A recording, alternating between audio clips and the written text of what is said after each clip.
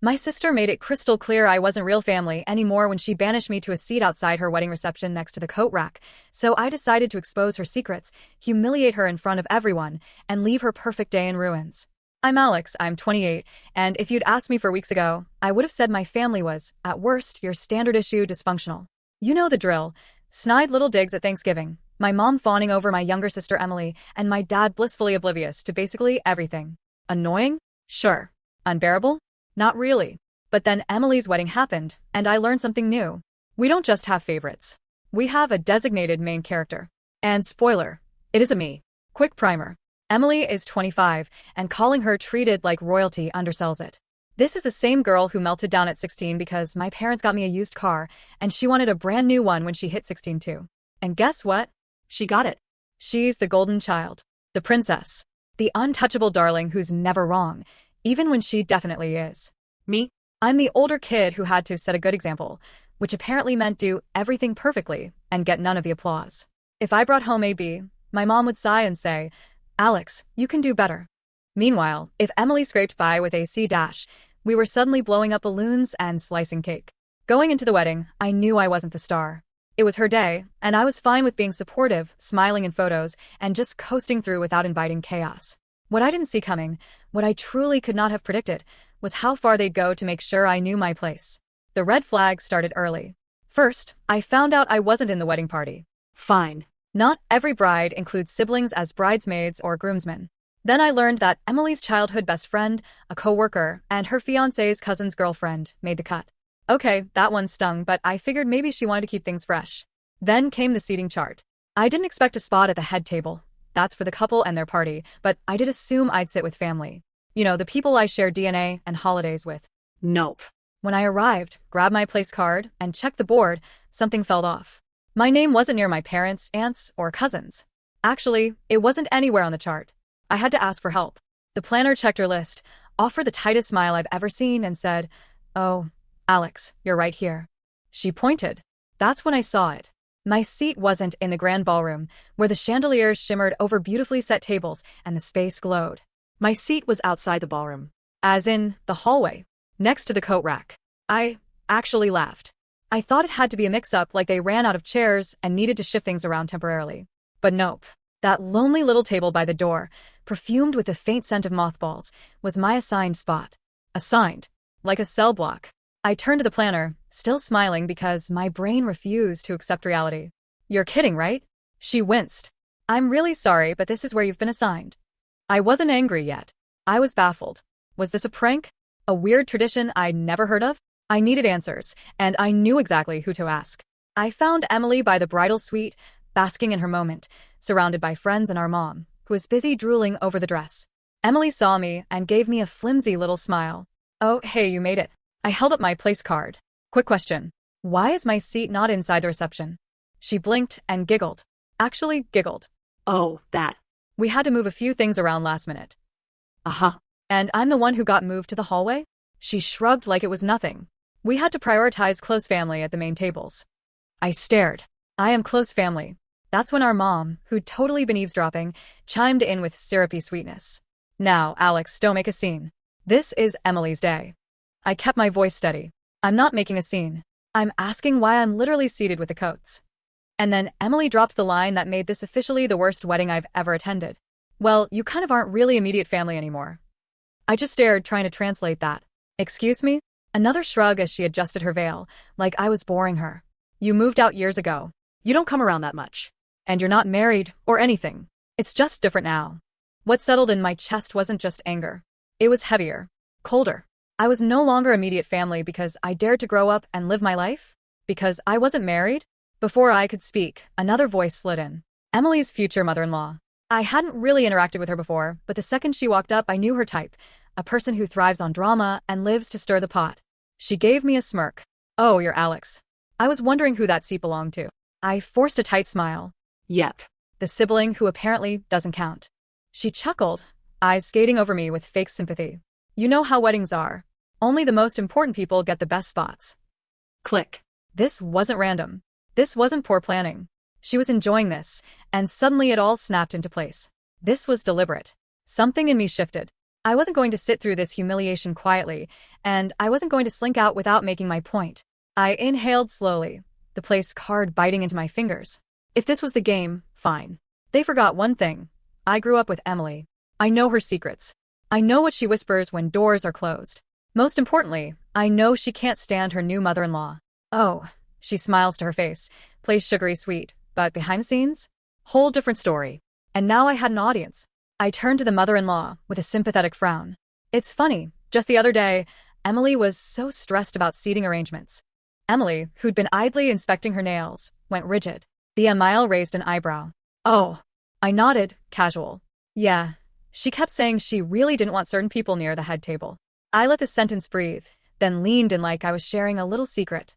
Something about not wanting the photos ruined by, what was it, Emily? I tilted my head. Right. By someone's tacky dress. Silence slid over us. The Emile's smirk vanished. Excuse me? Emily's face drained. And remember speeches? I kept going. You were so worried about what certain people might say. I gave the Emile a pointed look. Your exact words were, if she gives a speech, I swear I'll lose it. She'll try to make it all about herself. She's so embarrassing. The Emile's face darkened. Emily made a strangled noise and grabbed at my arm. Can I talk to you? Privately. I pulled back, all innocence. Why? I thought this was a family chat. Since I'm not immediate family, I'm just trying to participate however I can. The Emile turned to Emily, eyes narrowing. Is that true? Emily laughed weakly. No. Of course not. Alex is just... Oh, the bachelorette party. I gasped, smacking my forehead. How could I forget? I faced the Emile. You know, the one where Emily spent half the night venting about you? Said she was counting the days until she didn't have to fake nice anymore. Said she was only tolerating you because she didn't want to kick off her marriage with drama. That was the hit. The Emile's mouth dropped open. My mom, hovering nearby, looked horrified. My dad, who hadn't been tracking anything, physically took a step back like he could vanish. The bridesmaids started whispering, eyes wide. Emily looked like she was about to combust, lips moving with no sound. Then the Emile rounded on her. You ungrateful little brat. I had to bite back a smile because this was about to get very interesting. You think you can use me? Her voice was sharp, angry. After everything I've done for you, the money for this wedding, the favors I called in, she gestured toward the ballroom, nails flashing under the lights. And all along you've been trashing me? Emily stammered. I didn't. The Emile spun toward my parents. You knew about this? You raised her to be a snake. My mom looked like she might faint. Of course not, Emily would never. Oh, please, I cut in, shaking my head. You absolutely knew. You just didn't care. I let out a theatrical sigh. You raised her to think she's the sun. Naturally, she treats everyone else like they're orbiting. My mom's face tightened. Alex, stop it. I folded my arms. Why? Because I'm causing a scene? Funny how that only matters when I'm the one speaking up. It wasn't a problem when Emily literally banished me to the hallway. By now, people were definitely watching. Whispers rolled across the room. Heads turned. Even the groom, who had missed all of this, finally wandered over, frowning. What's happening? The Emile went for him next. What's happening is your wife is a backstabbing brat who has been insulting my family. He blinked. Wait, what? She jabbed a finger toward Emily, who looked like she wanted to sink into the floor. She's been tearing me down for months. Complaining about my dress, my speech, my presence, saying she's only putting up with me until she doesn't have to anymore.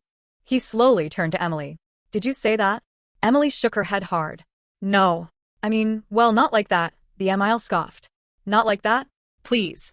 And here I thought you actually cared about this family. And just like that, we were in a war zone. The Emile and Emily were snapping at each other.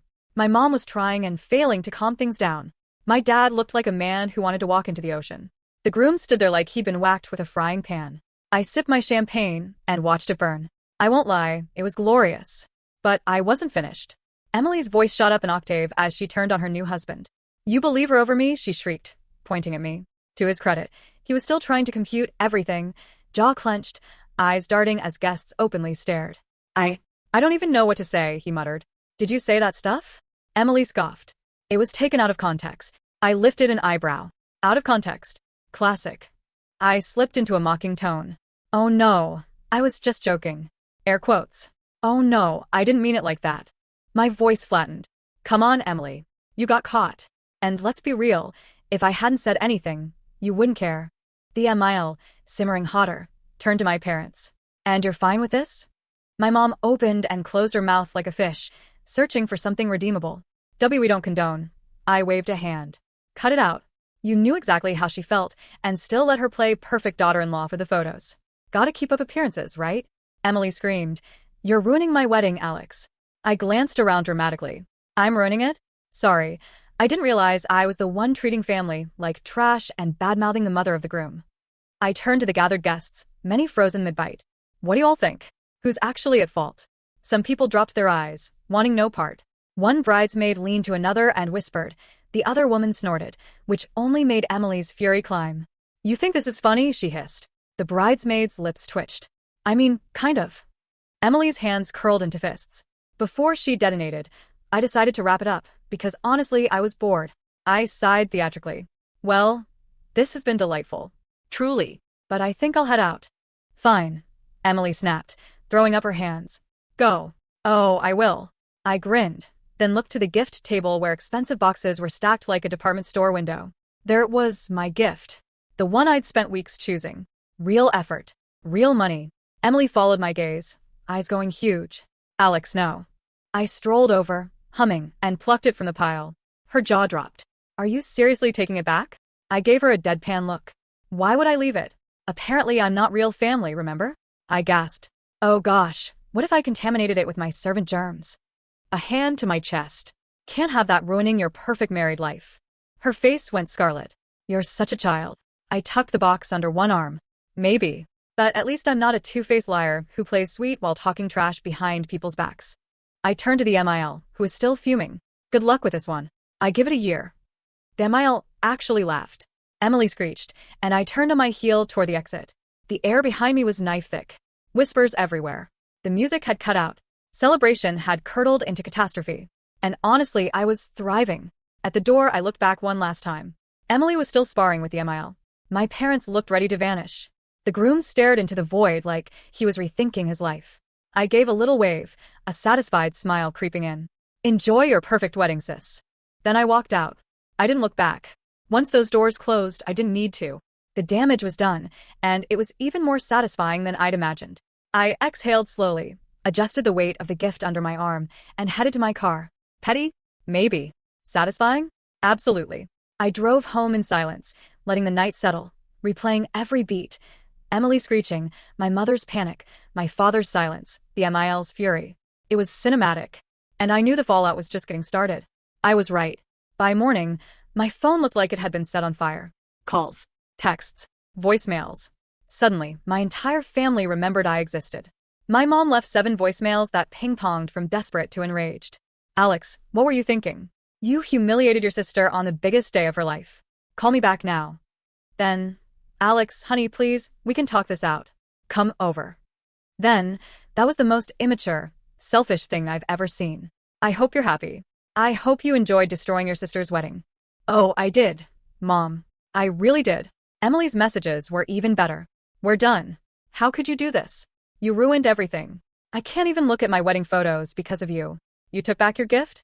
Who does that? I hate you. I really, really hate you. I sipped my coffee and scrolled. If Emily thought a few angry texts would make me feel guilty, she doesn't know me at all. But the message that caught my eye came from my dad. Unlike the others, he didn't send a wall of accusations. Just, call me when you have a moment. I hesitated, then dialed. Dad doesn't usually wade into drama. He lets my mom and Emily run the show while he disappears into the background. The fact that he reached out at all meant something.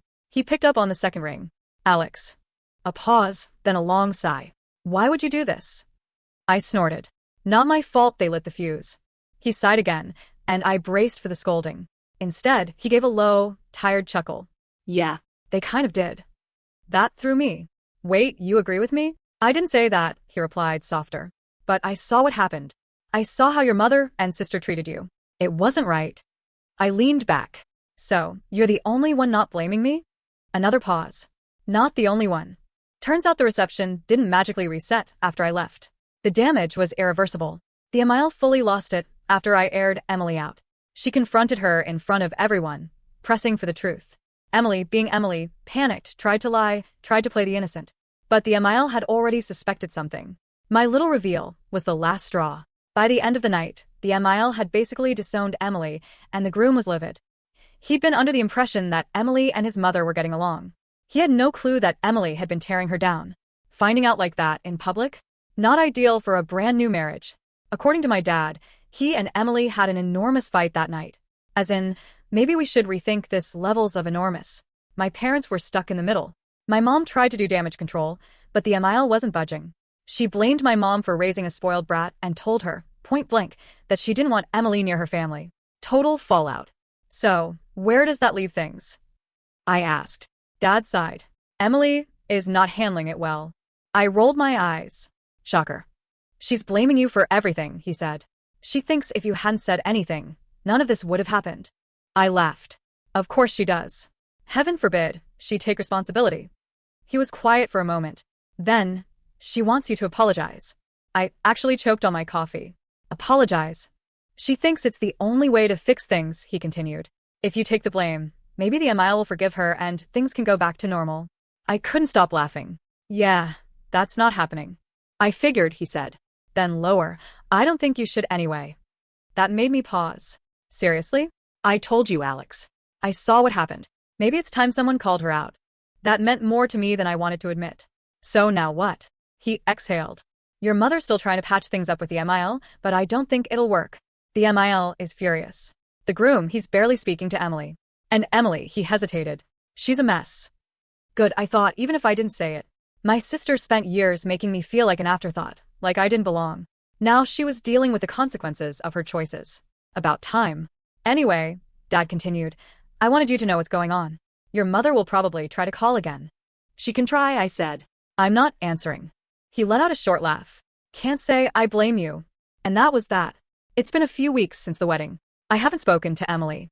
She still refuses to own any part of it, still blames me, still expects me to fix everything. I won't. I don't regret what I did.